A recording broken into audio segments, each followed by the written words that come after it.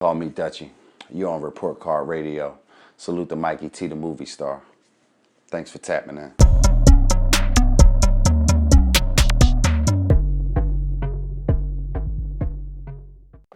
So one more thing I want to ask you. It was the whole Rivera situation with Jay-Z.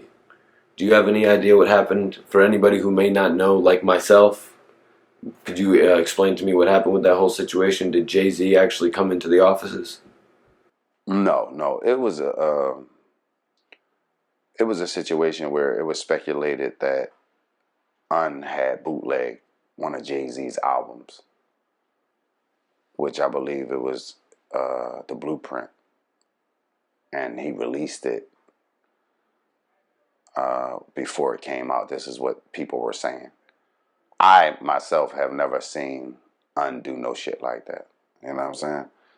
It got released, and whatever happened with it,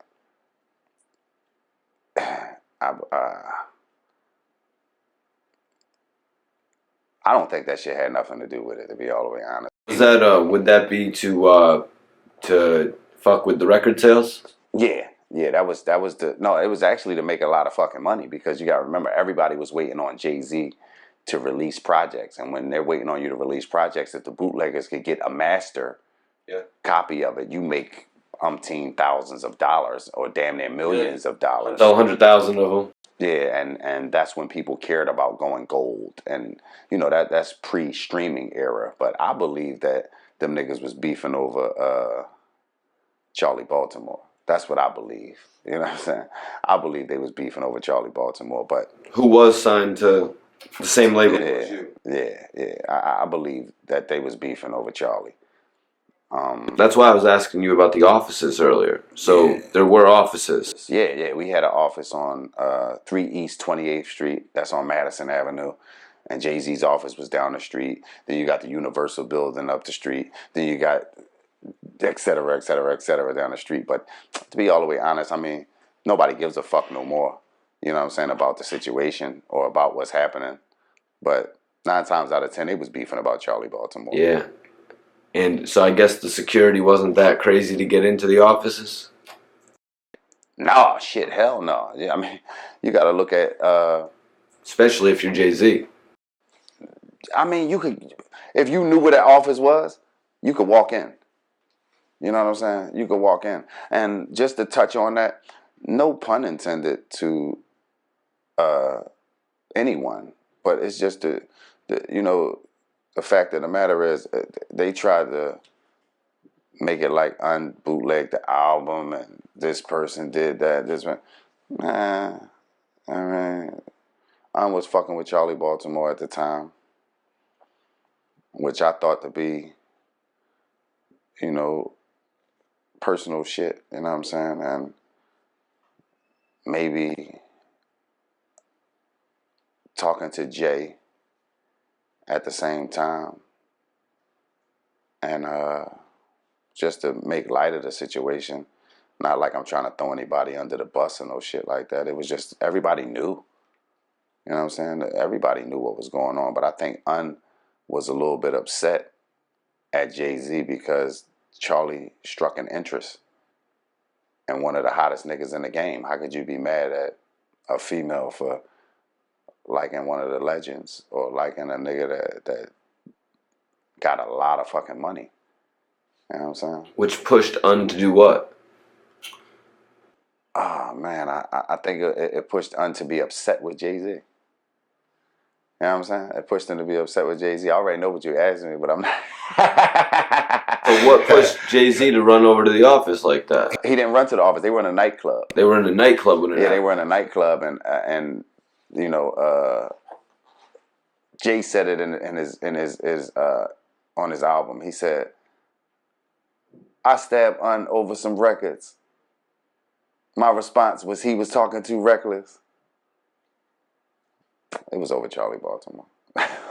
We gonna keep that 1,000. I don't give a fuck at the end of the day. I mean, that kind of messed up our situation. You know what I'm saying? With them going back and forth over that type of thing, because if you look at it, both of them was on some bullshit, because that was Biggie's ex-girl.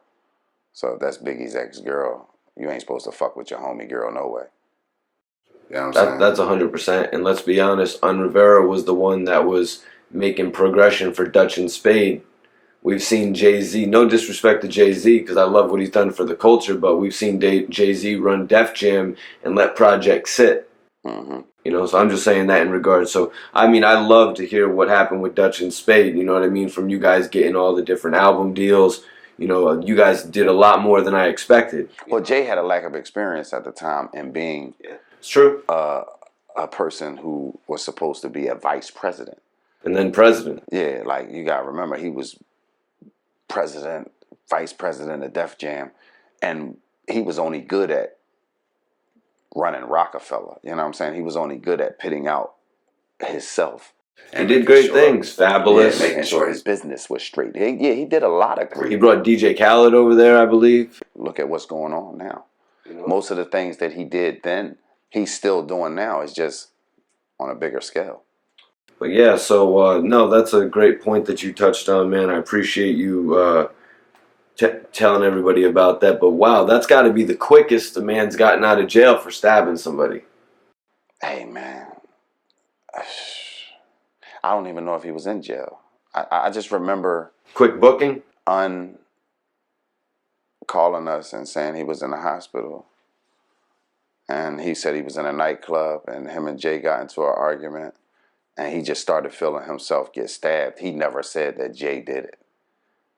That's what I could say. He never said who did it. He really didn't know who did it. He just said he started to feel himself getting stabbed when the struggles happened. They got into I guess it was a melee inside the club.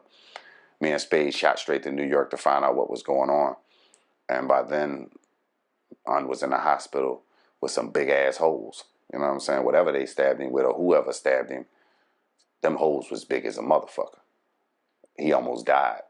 Almost died over that shit. You know what I'm saying? But the streets know. You know what I'm saying? I would say the streets know what's going on. They, it looked like, who wouldn't try to make it like, oh yeah, that nigga bootlegged my album. So I said something to him and this what happened. Instead of saying, we both had interest in the same chick. One guy got mad about it. We got into an argument over it. But that's the route that nobody wants to take because that's sucker route. You know what I'm saying? That's the sucker shit route. Nobody ever hears that story. Like why Mace left rap. It's because he wanted to be a pastor or is it because he slept with the wrong guy's girlfriend? Some stuff is under wraps. Something happened. You know what I mean? Something happened. I mean, I don't think you just up and just want to be a pastor after you making millions of dollars every day. You know what I'm saying? Off of rap music. But, like I said, those were some things in the past. I just wanted to give y'all a little blast from the past on my man Mikey T's platform and, touch on that. But as we stand right now in the state of hip-hop that we're at, Jay-Z runs this shit. Is nowhere to be found in music. He's doing movies and stuff like that. He gave me an opportunity to be in a movie called The Cookout with Eve, Ja Rule, Megan Good, Farrah Fawcett. It was her last film that she did. May she rest in peace. Danny Glover, I don't know if I mentioned him. He was in the film as well. It was super dope. Oh yeah, I seen The Cookout. Yeah, it was one of my first little roles that I got a chance to be in. Ja Rule played the gangster. Yeah. That was a funny hood movie, bro. But that's what's up. I just want to make it, because people watch interviews and say, "Oh man, dude's clout chasing. He's talking about all of this shit." No, I'm just giving you the history on some great guys from Philadelphia called Major Figgas and Dutch and Spade. I'm Dutch from Dutch and Spade. It's a pleasure for y'all to get a chance to hear what you're supposed to hear. They try to put a blanket over top of Philadelphia hip hop and cover up a lot of the greats to do it. This is not just a place Beanie Siegel comes from, or Gills from, or Wallows from, or anybody else who you may see that has a great following on Instagram. You can also find myself, Dutch and Spade, Bump Johnson, Ab Lava, Reese Rolex, Bianca Jones, Chops and Rucky, Mr. Man and Bubonic, Charlie Baltimore, PD Crack, Philadelphia Freeway. A lot of those guys, we all come from the same city. So welcome to Philadelphia through Dutch's eyes.